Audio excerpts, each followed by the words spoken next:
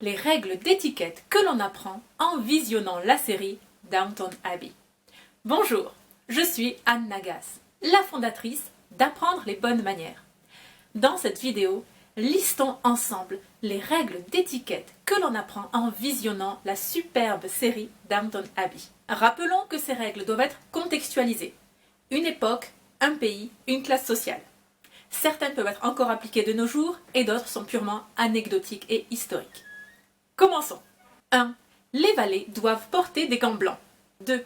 Une jeune femme, et a fortiori une jeune fille, ne doit jamais s'accouder devant sa grand-mère. Lady Mary est reprise par la comtesse douairière Violette Crawley. 3.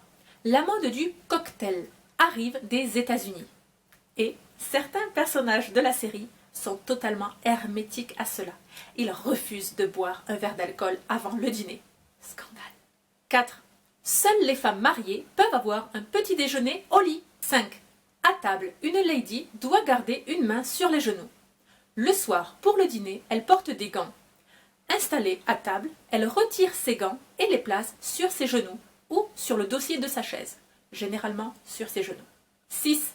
Tous les hommes se lèvent à l'arrivée et au départ d'une femme, même lorsqu'ils sont à table. 7. Les dossiers des chaises sont extrêmement sculptés. Cela pour 2 raisons. 1. Cela connote un milieu aristocratique. Et 2. Cela empêche les convives de s'adosser, de s'affaler sur leur siège. Cela oblige à rester bien droit. 8. Les domestiques doivent porter des gants pour mettre la table.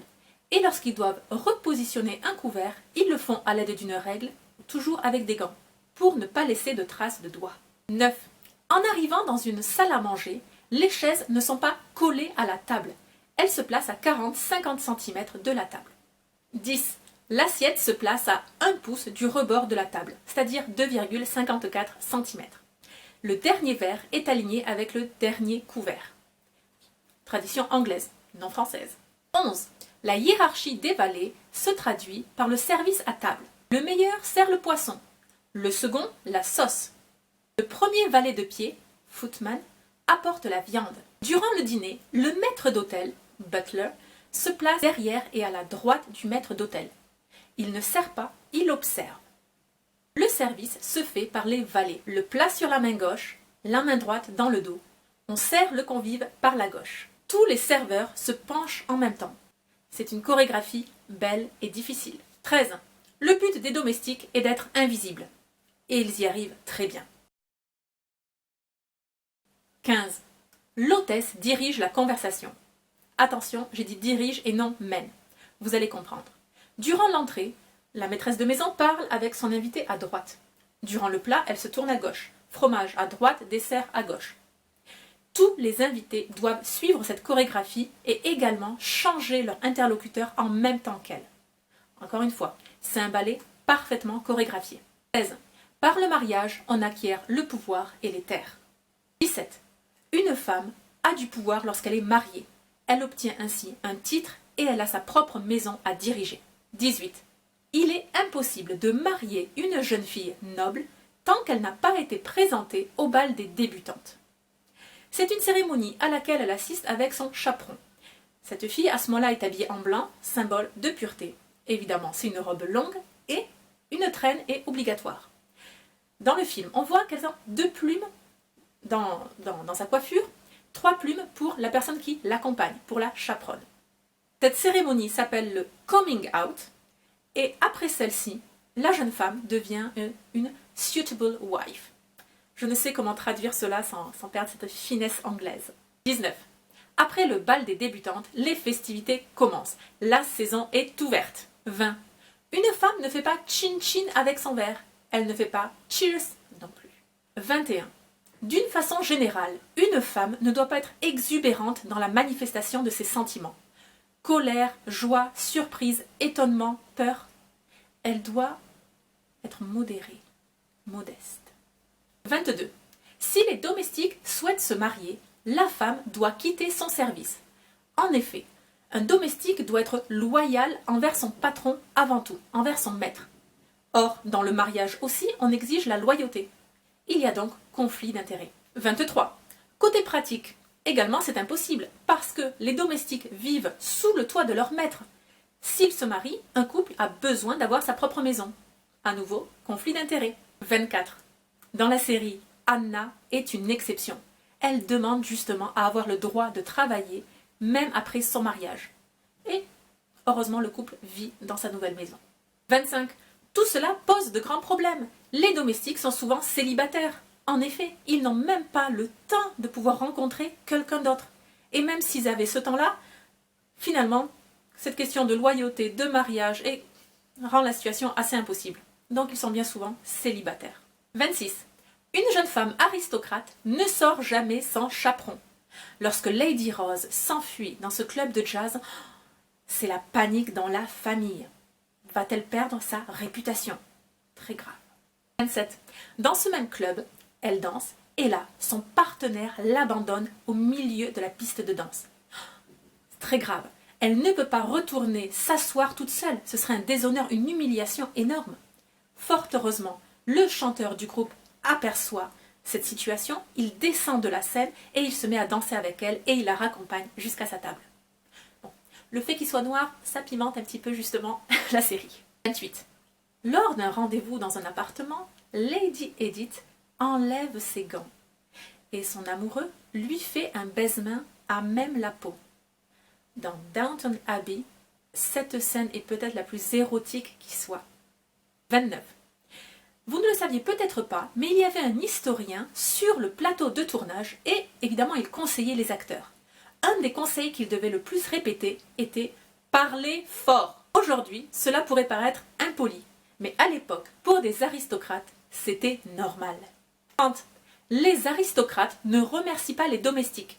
L'actrice qui joue Lady Mary raconte à quel point c'était difficile pour elle de ne pas remercier le domestique qui lui apportait une tasse de thé, même pas avec un sourire, un regard, une inclinaison de tête. Non, elle devait l'ignorer. 31. Les domestiques doivent être invisibles. Les aristocrates n'ont pas à sentir leur présence et n'ont pas à sentir une quelconque gêne à parler de sujets graves en leur présence. 32. Les domestiques peuvent parler entre eux de la vie de la maison. Mais jamais, au grand jamais, ne peuvent-ils rapporter cela hors de la maison. C'est ce qui fait que la maison est respectable. 33. Les domestiques ont deux qualités. 1. La discrétion. 2.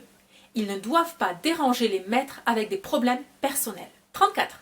La relation maître-domestique est à sens unique. Et oui, un domestique peut écouter son maître, mais jamais il ne commentera son propos, jamais il ne le conseillera, jamais il ne donnera son avis. Même si dans la conversation, parfois, on attend d'être approuvé, non. Un domestique est totalement impassible au discours de son maître. 35.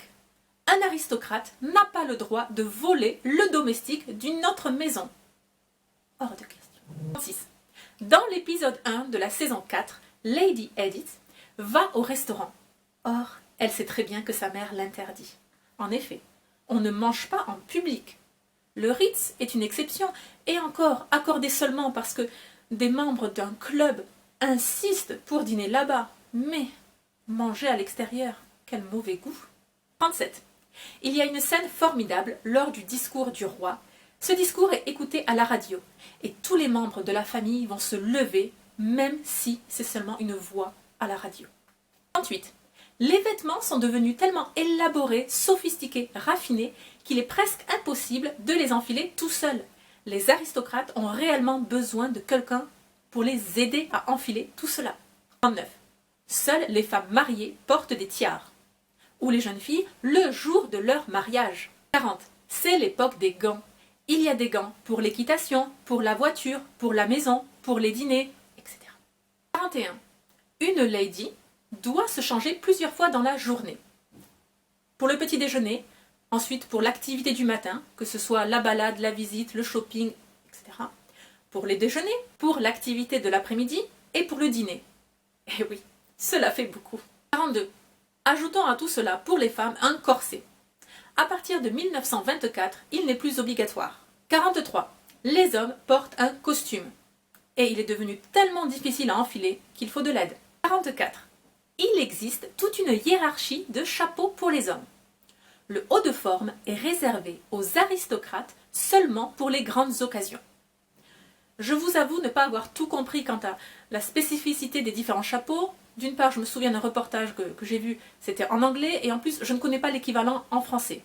Mais en tout cas, c'était savoureux. 45.